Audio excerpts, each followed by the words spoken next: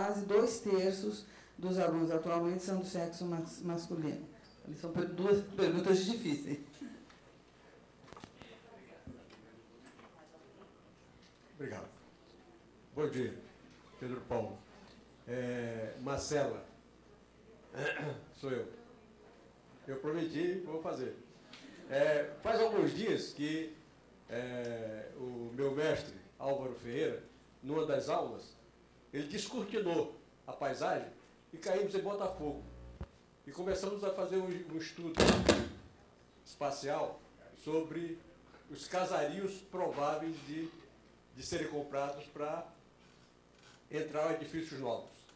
Aí ele foi buscar as fontes de financiamento. Encontramos várias, pequenas, médias, grandes, aonde o dinheiro, a conveniência financeira, ia desde a compra do imóvel, já destinado a um empreendedor, até o financiamento para o morador. Ou seja, financiava a compra do imóvel da Casa Velha, a construção para o empreendedor e depois o financiamento para o consumidor. Então, uma cadeia de financiamento e conveniência do capital absurda. E você fez um trabalho relativamente muito bonito, muito bom e elástico, onde vem dando não só a influência do capital nacional, mas do capital estrangeiro no interesse do território aqui do Rio de Janeiro. Meus parabéns. Ao Matheus, eu fico preocupado com a ocupação da região Rio, Juiz de Fora, onde ali em Itaipava, né? Itaipava você já nota na beira da estrada muitos sítios, né? Ocupação com boas casas e área verde à vontade. E já notei que algumas áreas dessas, pelo preço ser inferior como sítio, eles estão loteando.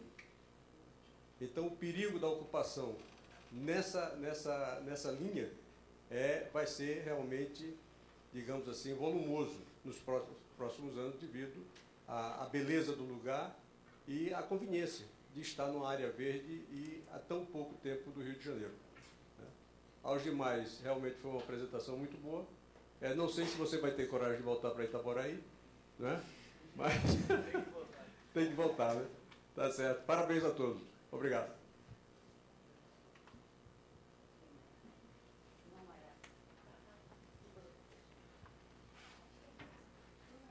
Obrigada. Muito interessante a mesa, a gente ficou com o panorama variado, né, da região. Eu queria fazer uma reflexão que é, sobretudo, a partir da apresentação do Matheus, mas eu acho que pode ser de utilidade para o resto da mesa. Eu acho que esse problema da gente escapar dos polos, né, dos conceitos polos, os polos herdados da modernidade, os conceitos puros, como fala Bruno Latour, me parece que talvez uma pista de reflexão seria isto que já foi mencionado por vários de vocês na mesa, a busca dos conceitos híbridos, né? E me parece que a busca dos conceitos híbridos a gente alcança quando quando encontra conceitos que podem ser capazes de se negarem entre si, né? E então, quando você utiliza a sociedade e natureza e diz o traço de união à técnica, né, inspirado no Milton Santos, o traço de união à técnica, na verdade, eu acho que o seguinte conceito, aquele híbrido que nega esses conceitos puros, é a formação socioespacial. Ali você tem essa história paralela das coisas e das ações, aí você tem a natureza, e tem a técnica, e tem os homens, enfim. Então, eu acho que essa sua periodização, Matheus, mostra muito bem que, na verdade, o que você está periodizando são momentos da formação socioespacial, isto é, são retratos do território usado a cada período da história. Eu achei muito interessante a sua periodização, você pega a estrada, enfim, e aí você faz uma consideração sobre a indústria, etc. Então, eu acho que é isso que, na verdade, permite atingir uma periodização concreta, né? Uma periodização concreta, que eu entendo isso como uma periodização onde fica bem claro qual o critério com o qual você dividiu o espaço e se livrou do famoso hífen, né? E o período é isso, é o espaço e o tempo junto, realmente junto. Então, e aí eu concordo com você nessa questão da flexibilidade, mas, na verdade, uma vez que você propõe uma periodização, ela não é flexível. Você, como pesquisador, tem a atribuição de dividir o tempo em pedaços, claro, sendo fiel à história, né? Mas a periodização é sua. O que eu acho que você está dizendo, e eu concordo, é o fato de que o que nos interessa é mais explicar as épocas do que os marcos que as separam. Não é isso? Mas uma vez que você fez a periodização, isto é um produto intelectual seu, já é uma interpretação da região, e é importante porque você escolheu eventos que são realmente significativos para a divisão. Né? Então, é só isso. Na verdade, não é uma pergunta, é uma reflexão. Obrigada.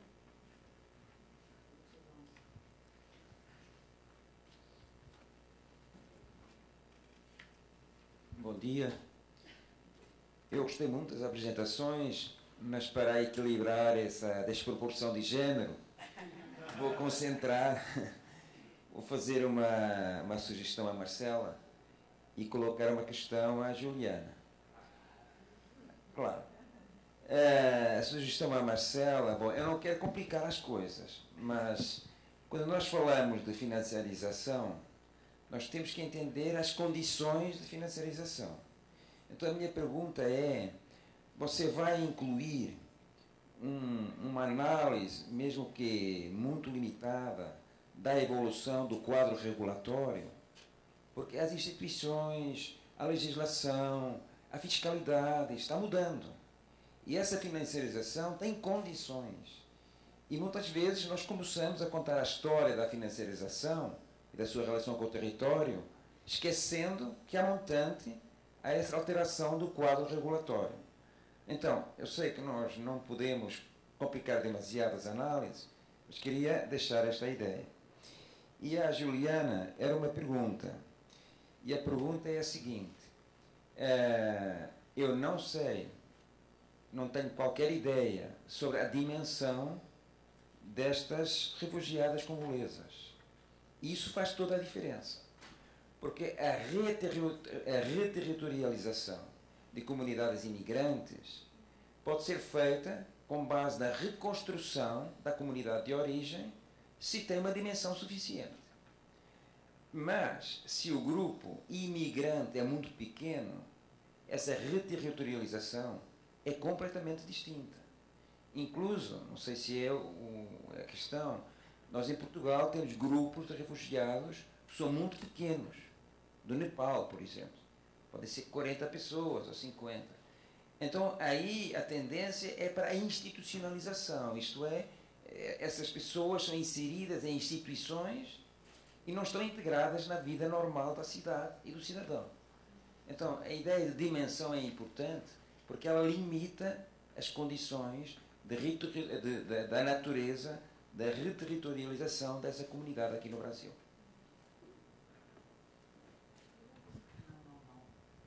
Pode bastar?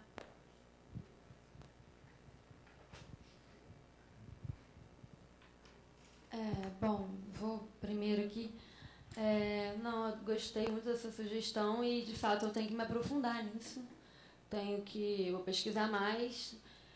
Como a Regina disse no começo, a gente está terminando o primeiro ano agora e terminando as matérias, né? Então, ano que vem, de alguma maneira, eu vou entrar a fundo, né, em todas nas questões que eu posso entrar, e com certeza uma delas é essa. Obrigada.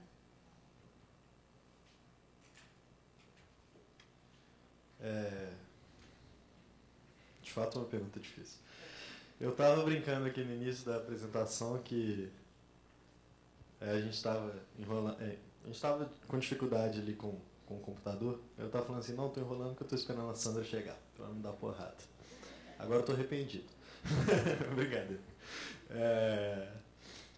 Bom, enfim, eu não tenho trabalhado o conceito de região por enquanto. Ela não tem estado no meu portfólio de conceitos, a gente pode dizer assim. Durante a monografia não esteve, eu trabalhei com os conceitos de espaço, técnica, paisagem, lugar e escala, e urbano. Bom, mas quanto à apresentação de segunda-feira, eu fiquei pensando, na verdade, já tinha passado pela minha cabeça algum momento, nesses 2 dias, de que se Rio de Fora e essa área de significativa influência das vias férreas e de rodagem, que eu falei na empiria, eles formariam uma região. Eu não sei. Eu não sei se, na verdade, é um trabalho de reflexão. Se a gente for pensar, mais ou menos como o Rogério tenta definir região, dizendo que existe uma certa coerência interna, Rogério Hasbert, uma certa coerência interna que faz com que nós conseguimos separar e identificar regiões, eu acredito que existe essa coerência interna, sim, talvez no eixo Rio de Fora, nessas áreas, mas eu acredito que atualmente essa coerência interna se dá através do processo de metropolização do espaço. A coerência que eu enxergo aqui, o processo de metropolização do espaço, ele tem os vetores oriundos, principalmente da cidade do Rio de Janeiro, e que vão até Juiz de Fora numa grande medida e começam a arrefecer, no sentido de que, já mais para norte, os fluxos vêm de Belo Horizonte. Só que, ao mesmo tempo, eu não sei porque se dá para a gente classificar o eixo, essas áreas, como uma região, porque também existem outros eixos que partem do Rio de Janeiro, como o professor João vai falar na apresentação de amanhã. Esses eixos vêm através da pesquisa dele sobre os eixos de adensamento de urbanidades no rural. Então eu fico realmente na dúvida se talvez não seja se essa região não seria muito maior do que a compreendida por esse eixo Rio de Fora, mas também compreendida por outros eixos e a área também entre esses eixos, que muitas vezes tem menos investimentos econômicos, mas também não escapa desse processo de metropolização, embora ele chegue talvez num menor grau, não sei se posso dizer assim. Mas eu gostei bastante da provocação e vou pesquisar bastante sobre isso. Obrigado. Pedro Paulo, de fato, é bem interessante o que você falou sobre Itaipava, e eu tenho reparado esses loteamentos. Há muitas construções novas, não só em Itaipava, mas também em Correias. Sim, e as construções começam a diminuir quando chega em Pedro do Rio e Posse, porque E aí é muito interessante a questão da natureza, né? Já é a entrada da Serra do Taquaril, e ao longo da estrada você tem grandes afloramentos rochosos que fazem com que a margem para ocupação seja muito pequena. Como a ocupação já é consolidada nessas 2 áreas, Pedro do Rio e Posse, e não tem muito mais área para construir, de fato não tem. E é bem interessante, porque boa parte dos empreendimentos que vêm sendo instalados lá, eles têm muito esse mote de venda do verde. São condomínios chamados Castelos de Itaipava, venha conhecer a natureza. Tem vários outdoors ao longo da estrada. E é bem interessante, porque a presença da estrada é que é importante também para essa venda, porque existem lugares igualmente bonitos, e realmente é um lugar bastante atrativo do ponto de vista natural, só que não estão tão acessíveis assim, não são tão facilmente acessíveis assim. Então é uma boa... inclusive eu vou até pesquisar mais sobre esses loteamentos e tal, mas é bem interessante a sua contribuição. Obrigado.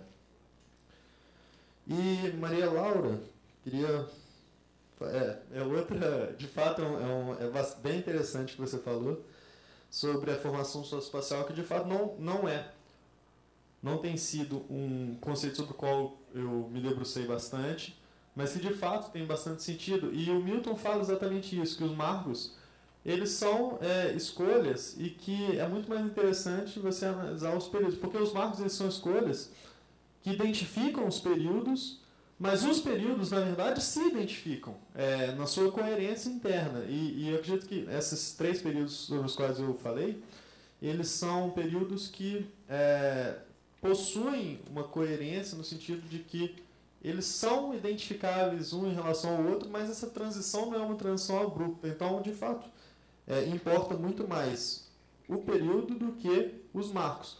E os marcos que eu acabei escolhendo são os marcos da técnica rodoviária, justamente porque, sendo o foco essas relações sociedade-natureza e pensando, como o Milton fala, do conceito de técnica, o conceito híbrido que nega os símbolos, né? Achei bem interessante isso. É isso mesmo? Ah, tá. E eu acho que é bem pertinente isso, porque a técnica rodoviária ela aparece como um elemento só de identificação das coisas. E são, de fato, grandes obras, grandes investimentos, que muitas vezes inauguram mesmo um novo período, como foi o caso da União Indústria, que acho que é o mais claro de todos, por conta do que tinha antes. Antes você tinha uma viagem de 26 dias entre Rio e Juiz de Fora, de Moares, até tinha... na verdade eram Moares e diligências ainda não. E de repente passa para 12 horas com o vapor, a ferrovia na base da serra, as diligências subindo até Petrópolis e as diligências da Estrada União Indústria. E, de fato, muda tudo a partir daí, só que o marco é apenas um marco, ele não é o que vai definir o que vai acontecer a partir daí. Mas eu gostei bastante do comentário, eu queria agradecer muito mesmo, eu fiquei bem feliz em ter essas reflexões aqui. Obrigado.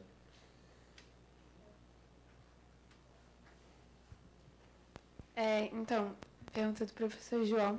Eu não falei realmente disso na minha apresentação, mas preciso me aprofundar nessa pesquisa, mas, na verdade, vou dar um pouco da dimensão delas aqui, dos congoleses em geral. Na verdade, o Brasil tem mais ou menos hoje 7 mil refugiados e o Congo está entre as 3 principais nacionalidades dos que solicitam refúgio. E, na verdade, hoje ultrapassaram os sírios por causa do conflito que está tendo e vieram em quantidade muito grande. O Brasil concedeu o refúgio imediato para esses sírios. Então, mas continua sendo, até na Caritas, a maioria das solicitações vem de lá do Congo. E eles têm uma comunidade em Braz de Pina, onde até tem uma liderança lá, um congolês que já está aqui no Brasil, já é refugiado há mais de 3 anos. E ele lidera assim, essa comunidade e ajudando eles na busca de empregos, moradia, em todos esses quesitos. E é bem forte em Braz de Pina. Até na Caritas existe atividades para reforçar a cultura deles aqui, né, trazer os elementos da cultura. Tanto aquela foto que eu botei por último, são aquelas roupas que elas estavam vestidas, são elas que produzem. E a gente tem aula de artesanato, tem diversas atividades para tentar reforçar elas mesmas trazerem isso. E até nas aulas de português, um dado só de curiosidade, o que mais... existe uma turma só de congoleses, que hoje em dia tem mais de 60 alunos na sala. E a outra turma, a gente diz, né, que são os outros países, né? E aí tem diversos mesmo, tanto que falam o inglês ou o espanhol, estão na mesma turma. E, na verdade, para eles, a gente teve que criar uma turma só para eles, exatamente pela grande quantidade. E, enfim, espero que eu tenha respondido.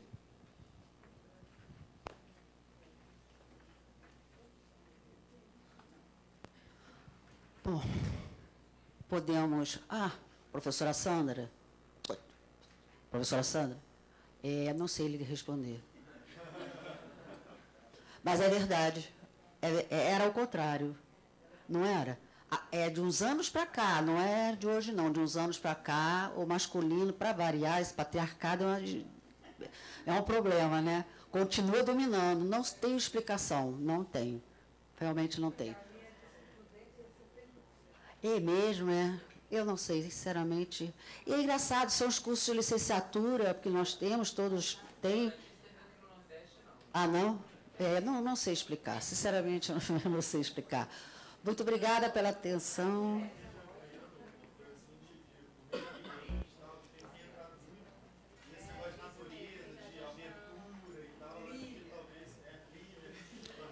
É uma resposta triste, né? Não. Eu não quis falar isso, Matheus. Eu, sinceramente, eu recuso a pensar assim. Eu não sei explicar. Sinceramente, não sei. Eu não sei. Professor Uriel, desculpe o atraso, tá? Obrigada pela atenção. Não vai ter intervalo, né? Vai ser direto. Bom dia para todos.